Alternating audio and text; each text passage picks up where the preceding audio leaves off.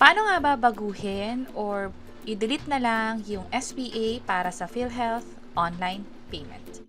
By the way, kung first time mo sa channel na to and gusto mo pa ng mga online tutorial videos katulad nito, please click the subscribe button.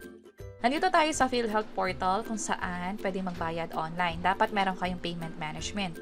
And kung sakali na mag-generate kayo ng new SPA and nakita ng PhilHealth na meron kayong existing, kailangan nyo munang i-delete yun. Halimbawa, generate SPA tayo, number of months, gusto kong bayaran yung 2 months.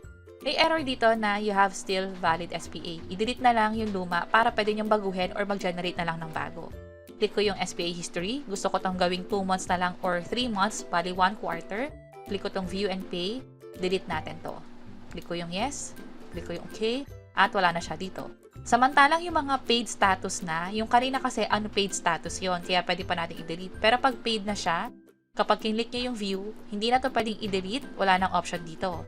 And then, punta tayo sa generate SPA. Generate tayo ng 1 month or halimbawa 3 months, 1 quarter na. Click ko tong generate premium SPA account. Click ko yung yes.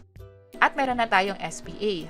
From here, pwede ko ulit i-delete just in case na nagbago na naman yung isip ko. Or sa view SPA history, andito na siya. Unpaid status, that's why pwede pa tong i-delete at mag-generate ulit ng bago.